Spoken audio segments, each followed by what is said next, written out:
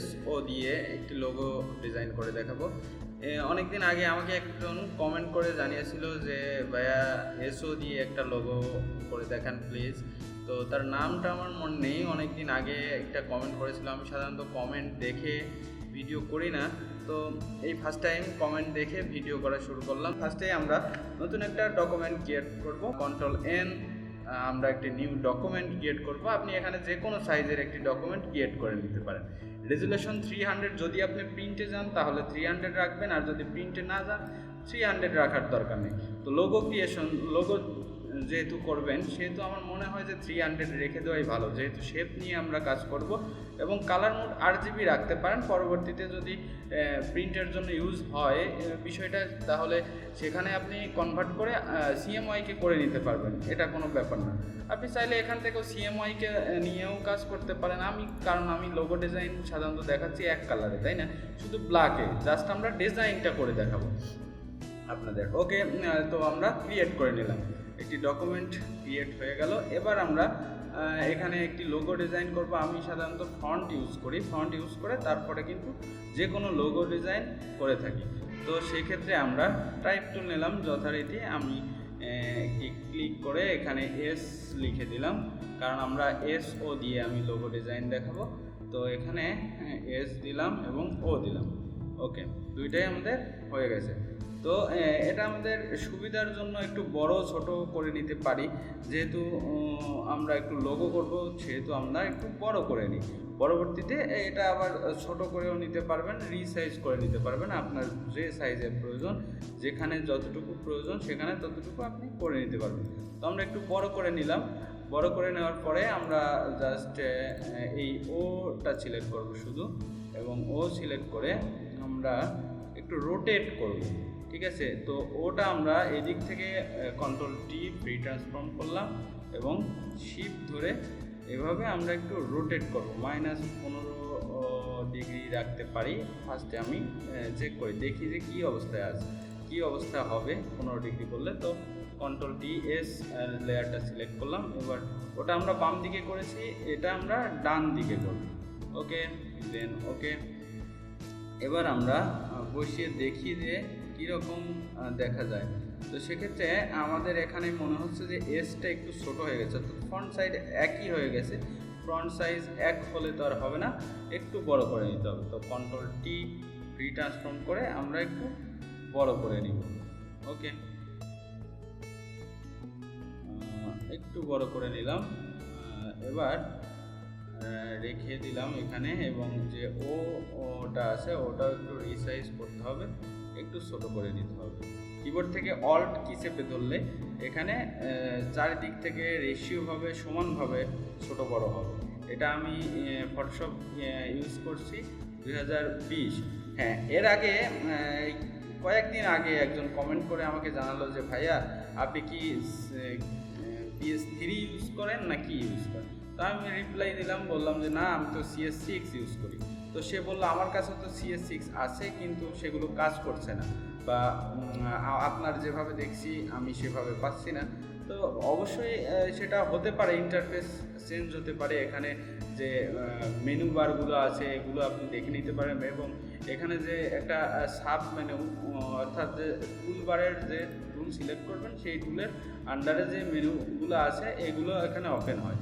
এটা যদি না থাকে তো উইন্ডো থেকে আপনি এখানে নিয়ে নিতে পারেন। উইন্ডোতে কিন্তু সবই আছে, আপনি যা ইচ্ছা যা নেই এখানে, যেটা মনে হচ্ছে যে আপনার এখানে থাকা জরুরি সেগুলো আপনি এখানে নিয়ে নেবেন। এখানে চেক মার্ক থাকলেই কিন্তু চলে আসবে। এই দেখুন অপশন, আমি চেক মার্ক উঠিয়ে দিলাম, এখন দেখছেন আমার এখানে অপশন নেই। তো এখানে অপশনে ক্লিক করলে যে আবার অপশনগুলো আমাদের চলে আসছে। তো এইভাবে একই জিনিস আপনি একটু চেক করে দেখতে পারেন যে কোথায় কোনটা মিসিং আছে। যেটা মিসিং আপনার মনে হচ্ছে তো সরাসরি চলে যাবেন উইন্ডোতে গিয়ে এখানে যেগুলো আছে এগুলো ক্লিক করে দেখবেন যে আসলে কি আপনার পাচ্ছেন না, আপনার সফটওয়্যারের প্রবলেম, নাকি আপনার এখানে যে ওয়ার্ক স্পেস আছে বা যেটা আপনি সেভ করে রেখেছেন বা যেটা বাই ডিফল্ট বা যেভাবেই হোক যে অবস্থায় আছে যেটা পাচ্ছে না, এখান থেকে কিন্তু সেটা পেয়ে যাবেন। আপনি একটু দেখলেই পাবেন, আর কারো লাগবে না। আর যদি বিশেষ প্রয়োজন হয়, যদি মনে করেন না ভাই আমি কোনোভাবেই পাচ্ছি না, তো আমাকে একটা ইমেইল করে যে কোনোভাবে যোগাযোগ করবে, ঠিক আছে। তো আমরা SO নিয়ে কথা বলি। তো এখানে আমরা দেখছি যে ওটা একটু এই ধরেন এইরকম একটু করে নিলে হবে, অর্থাৎ একটু চ্যাপ্টা আকারের করে নিলে হবে।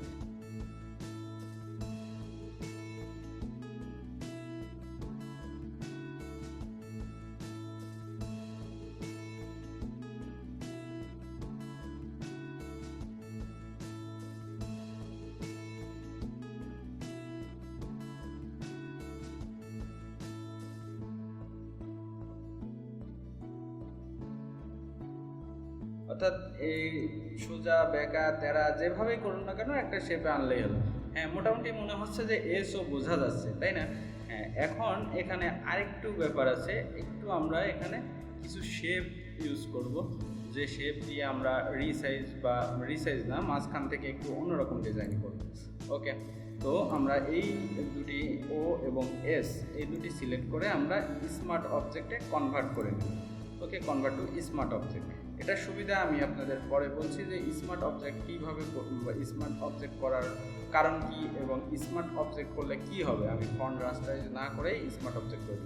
তো এখানে আমরা একটা শেপ ক্রিয়েট করব। তো সেক্ষেত্রে আমরা পেন টুলে চলে যাব, এখানে পাথ আছে, এখানে আমরা শেপ দেখিয়ে দেবো। ওকে, যেহেতু আমরা শেপ নিয়ে কাজ করব বা শেপ ক্রিয়েট করব, এখানে পেন টুল সিলেক্ট করার পরে আমরা এখানে শেপ দিয়ে দেবো। ফিল কালার রেখে দিতে পারি এবং স্টক কালার, প্রথমে আমরা ফিল কালার নান করেই স্টক কালার দিয়ে দিই বোঝার সুবিধার্থে। হ্যাঁ, বোঝার সুবিধার্থে আমরা স্টক কালার একটা ইউজ করি, হালকা 1 pt বা সামথিং, মানে বোঝা গেলেই হলো আর কি যে এখানে কিছু একটা আছে। ওকে,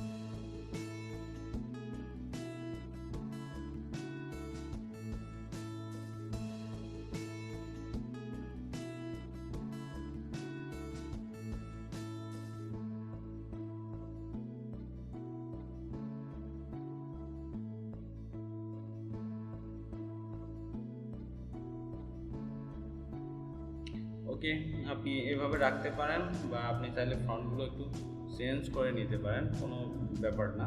আমি এভাবেই রেখে দিলাম, আপনার ইচ্ছা আপনি কিভাবে রাখবেন। আশা করি আমার ভিডিওটি আপনাদের ভালো লেগেছে। ও হ্যাঁ, আরেকটা কথা, যেটা আমরা স্মার্ট অবজেক্টে নিলাম, যেটা আমরা রাস্টারাইজ করলাম না, এবার দেখুন এখানে আমরা এটা আগে সেভ দিই। ওকে, সেভ দিয়ে দিই, সেভ কম্পিউটার। ওকে, কম্পিউটার এখানে আমরা দিয়ে দিই লোগো। ওকে, এন্টার। ওকে, যে স্মার্ট অবজেক্ট আমরা দিয়েছিলাম, এই দেখুন এখানে কিন্তু আমরা দুইটি লেটার ইউজ করেছি, অর্থাৎ এস এবং ও, তাই না? তো এখানে দেখতে পারবেন, আপনি যদি স্মার্ট অবজেক্টে ক্লিক করেন, ডাবল ক্লিক করেন, স্মার্ট অবজেক্ট নিয়ে তো কাজ অবশ্যই করেছেন, স্মার্ট অবজেক্টে ডাবল ক্লিক করলে নতুন একটি উইন্ডো ওপেন হবে, বা এখানে দেখতেই পাচ্ছেন, এটা তো সবাই জানেন। এখন যদি আপনি এখানে সাপোজ ওর পরিবর্তে যদি আপনি যে কোনো কিছু লেখেন, সাপোজ ইউ, ওর পরিবর্তে ইউ লিখে দিলেন, এই দেখেন এখানে কিন্তু ইউ চলে এসেছে এবং আপনার লোগোটির ডিজাইনটা এরকম হবে, ইউ চলে এসেছে এবং দেন ওকে করে দিলেন। ওকে করে দিয়ে এবার যদি সেভ দেন, সেভ দেওয়ার আগে যে ইউ এর মাথাটা বের হয়ে গেছে, তাই না? এখানে আপনি এটাও ঠিক করে নিতে পারবেন, কোনো সমস্যা নেই। এখানে আপনি এই যে আপনার যে ই টুলটা আছে, এই টুলটা দিয়ে, যে ক্রপ টুল আছে, ক্রপ টুল দিয়ে আপনি চাইলেই কিন্তু এর জায়গা, অর্থাৎ যে এরিয়াটা বড় করে নিতে পারবেন। ওকে, তো আমরা ওর জায়গায় ইউ করেছিলাম, ইউ করে সেভ দিলাম, এইটা সেভ দিয়ে দিলাম। এবার দেখতে পারবেন আমরা যে মেইন ফাইলে চলে আসি, লোগো, এই দেখুন এখানে কিন্তু ওর জায়গায় ইউ চলে এসেছে, এটাও কিন্তু অনেক সুন্দর লাগছে। ইউএস বা এস ইউ, যেটাই বলুন না, যেভাবেই বলুন সেটা সম্ভব। এবং এখানে আপনি শুধু ইউ না, এস না, আপনি যেটা খুশি, যে মানে যে আপনার ইচ্ছা মতো আপনি ইউজ করতে পারবেন, কোনো সমস্যা নেই। এখানে এই যে স্মার্ট অবজেক্টের এটাই হলো একটা সুবিধা। তো আমার ওর থেকে কিন্তু ইউতেই ভালো লাগছে, তাই না? যেহেতু আমরা ও দিয়ে করব, সেহেতু ওই রেখে দিলাম। আপনি চাইলে এখানে ইউ ইউজ করতে পারেন বা অন্য যে কোনো কিছু ইউজ করতে পারেন। ওকে, থ্যাংক ইউ।